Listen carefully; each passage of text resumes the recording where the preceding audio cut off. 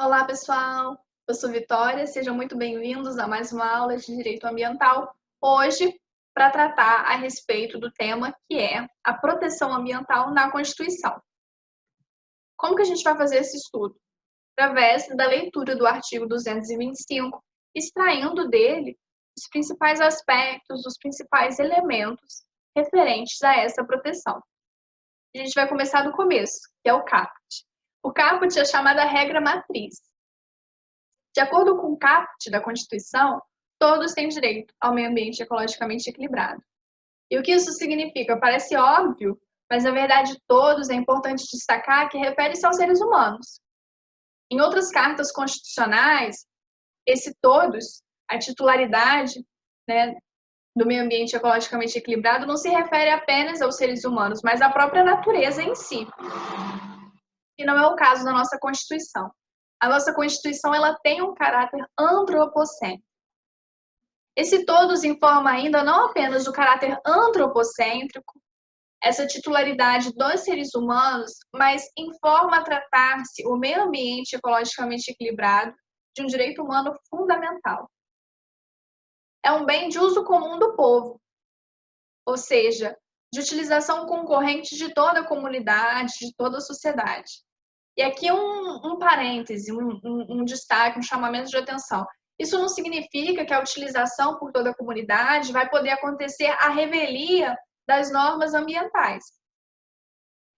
Mas toda a coletividade tem direito de usar do meio ambiente, porque ele é bem de uso comum do povo, ele é essencial à sadia qualidade de vida. Se a gente não dispõe de um meio ambiente ecologicamente equilibrado, a gente não consegue garantir uma condição mínima para a nossa sobrevivência, para o nosso desenvolvimento em plenitude. Isso reflete, inclusive, na possibilidade de termos garantidos outros direitos, como o direito à água, como o direito à saúde, como o direito à moradia, como o próprio direito à vida. Por isso ele é tão essencial, porque ele vai repercutir e ele vai reverberar também em outros direitos. E aí impõe-se ao poder público e à coletividade o dever de defendê-lo e preservá-lo para as presentes e futuras gerações. A gente pode, a partir da parte final do caput do artigo 225, fazer referência a dois princípios. Você pode assistir também a aula de princípio, caso você não tenha assistido, a gente trata ainda de outros, mas aqui falando de forma breve a respeito desses dois princípios, são eles: o princípio democrático e o princípio da solidariedade intergeracional. O princípio democrático, ele aparece aqui referenciado na expressão "e a coletividade", reconhecendo a importância da participação da sociedade na tarefa de preservação ambiental. E ele se desdobra em três direitos. Quais são? São três direitos de acesso. Direito de acesso à informação, direito de acesso à participação e direito de acesso à justiça.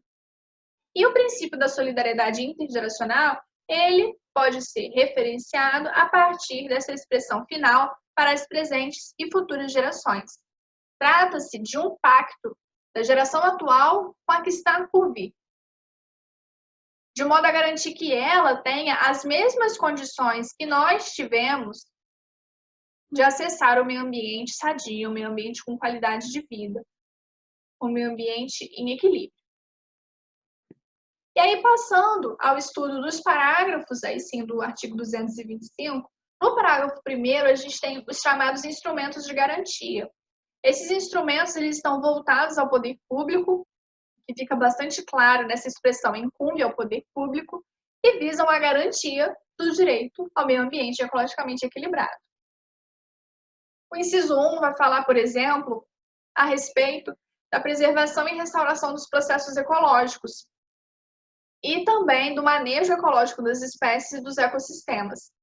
O inciso 2 trata da preservação da diversidade e integridade do patrimônio genético nacional e também da fiscalização das entidades que fazem a pesquisa, a manipulação desse material. O inciso 3 trata de espaços territoriais e seus componentes que devem ser especialmente protegidos. E todas as unidades da federação devem ter definidos esses espaços. Esses espaços são assim definidos por quê? Porque eles desempenham alguma função ecológica importante, ou porque, por suas características, eles são espaços mais frágeis, que estão submetidos com mais facilidade a algum desequilíbrio ecológico. Exemplo, áreas de preservação permanente, previstas no Código Florestal. Áreas de relevante interesse ecológico, áreas que estão previstas na Lei do SNUC. E uma vez definidas essas áreas, quaisquer alterações ou supressões nessas áreas só podem acontecer através de lei. Decreto, não, através de lei. Isso é muito importante vocês destacarem, vocês grifarem. No inciso 4, aparece a exigência de estudo prévio de impacto ambiental para atividades que interferem de forma significativa no meio ambiente, para atividades que gerem uma degradação ambiental por sua própria natureza. E aí a gente consegue extrair 3 informações muito importantes a respeito dessas atividades. A primeira delas refere-se à exigência de um estudo de impacto ambiental. A segunda delas é que esse estudo é prévio. Quer dizer, ele é anterior. Ele pode acontecer de forma concomitante ou posterior? A Constituição está falando, ele é anterior. E mais, esse estudo deve ser dado publicidade, é a terceira informação. E por que isso é importante? Porque é através dessa publicidade que a população vai conseguir se informar a respeito dos aspectos positivos daquele empreendimento, mas também dos seus impactos, de como ele reflete no meio ambiente. E quais são as medidas mitigadoras, compensatórias, preventivas em relação a esses impactos?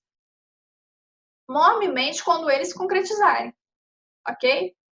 O inciso 5 trata do controle da produção, comercialização, emprego de técnicas, métodos e substâncias que vão implicar risco para a vida, para a qualidade de vida e para o próprio meio ambiente. O inciso 6 trata da obrigação de se promover a educação ambiental em todos os níveis de ensino e conscientizar a população para a preservação ambiental.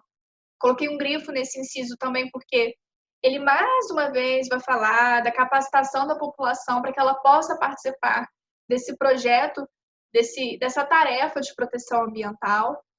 E o inciso 7 vai falar, para encerrar o parágrafo 1º, a respeito do dever do poder público de proteger a fauna e a flora, vedadas, na forma da lei, práticas que coloquem em risco a sua função ecológica, provoquem extinção de espécies ou submetam os animais à crueldade.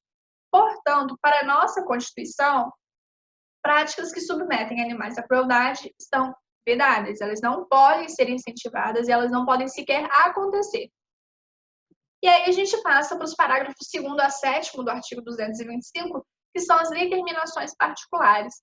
Cada um desses parágrafos vai tratar de um tema diferente. O parágrafo 2º fala sobre a exploração dos recursos minerais, por exemplo. Para aqueles que explorarem os recursos minerais, existe a obrigação de recuperar o meio ambiente degradado, sendo que essa recuperação vai se dar na forma de acordo com a solução técnica exigida pelo órgão competente. De acordo com a solução técnica exigida pelo órgão competente. É de acordo com a solução técnica apresentada pelo próprio empreendedor? No caso de recurso mineral, é pelo órgão público competente. Isso aqui é muito importante, porque não é raro aparecer uma pegadinha relacionada a isso. Então, recurso mineral é exigido pelo órgão público competente a solução que ele vai ter que adotar, ok? Já o parágrafo 3º fala da responsabilização ambiental. Essa responsabilização, ela vai tanto sobre pessoas físicas, como também jurídicas. Então, esses infratores podem ser pessoas físicas ou jurídicas. E assenta 3 esferas autônomas de responsabilização: a civil, a penal e a administrativa, que devem buscar a reparação integral do dano. O que isso significa? Que o que se busca é o retorno ao estado anterior daquele dano. Mas às vezes, Vitória, isso não vai ser possível. Às vezes o dano vai ser tão grande que nenhuma solução técnica vai dar conta de promover essa recuperação, essa restauração ambiental. É verdade. E aí, nesse caso, admite-se a indenização, que pode, inclusive, vir cumulada com outras obrigações. Mas o objetivo é a reparação integral. E não interessa se a atividade que gerou, que provocou esse dano, essa poluição, essa degradação da qualidade ambiental, é uma atividade lícita ou ilícita. Gerou dano, você vai ser responsabilizado, pessoa física ou jurídica, ok? O parágrafo 4º estabelece aí biomas que são patrimônio nacional. E esses biomas, eles são importantes de serem conhecidos. Então, é importante memorizar esses biomas. Esses biomas são a Floresta Amazônica Brasileira, a Mata Atlântica, a Serra do Mar, o Pantanal Mato Grossense e a Zona Costeira. Esses biomas são a Floresta Amazônica Brasileira, a Mata Atlântica, a Serra do Mar, o Pantanal Mato Grossense e a Zona Costeira. E qualquer utilização desses biomas, dessas áreas, deve ser feita na forma da lei, de forma que a sua utilização não implique numa alteração da sua qualidade ambiental, que não diminuam a sua preservação, que não reflitam de forma negativa na sua conservação. E aí vem duas questões importantes. O fato dessas áreas serem caracterizadas como patrimônio nacional não impede a desapropriação para fins de reforma agrária. Então, o disposto no parágrafo 4º do artigo 225 da Constituição Federal não impede desapropriação para fins de reforma agrária. Imóveis particulares situados nessas áreas, caracterizadas como patrimônio nacional, também não se tornam públicos. Continuam respeitando o mesmo regime jurídico dos bens privados, ok?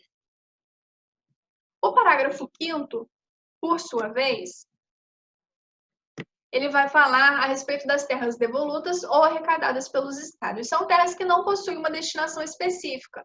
Elas podem, inclusive, estar ocupadas por particulares, não integram o patrimônio desses particulares, não tem qualquer destinação específica dada pelo estado, mas elas são importantes para a preservação ambiental. Não é porque não estão sendo ocupadas ou não têm um fim, que elas não são importantes para a preservação ambiental. Tanto são que elas são indisponíveis. É sobre isso que trata o parágrafo 5º.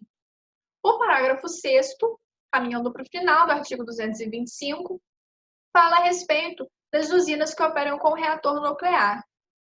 De acordo com o parágrafo 6º, essas usinas têm a sua localização definida por lei federal. E aí eu apresento um problema. 3 municípios, em 3 estados-membros diferentes, querem abrigar uma usina que opera com esse reator nuclear. Quem define onde ela vai ser instalada? Como que se define essa instalação? E aí a resposta está no parágrafo 6º do artigo 225, que já nos diz que é por lei federal, e eu trago os artigos 21 e 49 da Constituição. Compete à União explorar os serviços e instalações nucleares. Já é uma outra dica. E o artigo 49 vai falar que é de competência exclusiva do Congresso aprovar as iniciativas do Poder Executivo referentes à atividade nuclear. Então, só a União que pode explorar a atividade nuclear. Por outro lado, cabe ao Congresso aprovar as iniciativas da União de exploração de atividades nucleares. Portanto, essa lei federal, a que faz referência o parágrafo 6º, ela é aprovada pelo Congresso Nacional. Lei federal aprovada pelo Congresso Nacional, que define, no caso do nosso problema, qual cidade, de qual estado-membro, vai abrigar a usina que opera com reator nuclear. Para terminar a nossa aula de hoje, o parágrafo 7º abre uma exceção em relação às práticas que importem em crueldade para com os animais. A regra que a gente viu é de que esse tipo de prática que implica em crueldade animal ela é vedada pelo nosso ordenamento. Mas o parágrafo 7º, que foi incluído pela Emenda Constitucional 96 de 2017, portanto é recente, abre uma exceção no sentido de que não vai se considerar cruel a prática que utilize animais e que gerem dor e sofrimento se forem manifestações culturais, conforme o parágrafo 1º do artigo 215, registradas como bem de natureza imaterial integrante do patrimônio cultural brasileiro, devendo ser regulamentadas por lei específica que segure o bem-estar dos animais envolvidos. Então, abre uma exceção para a regra de vedação de práticas que impliquem crueldade animal quando se tratar de manifestações culturais. ok? Gostaria de pedir que vocês lessem o artigo 225 algumas vezes, a fim de poder apreender todos os aspectos e os elementos que foram tratados aqui hoje. Gostaria de pedir que vocês se inscrevessem no canal, ativassem o sininho, para acompanhar todas as novidades da disciplina de Direito Ambiental e também de outras disciplinas. Sigam a página do curso no Instagram, @cursoped, está cheio de dica também. Aguardo vocês no nosso próximo encontro. Um beijo e até lá!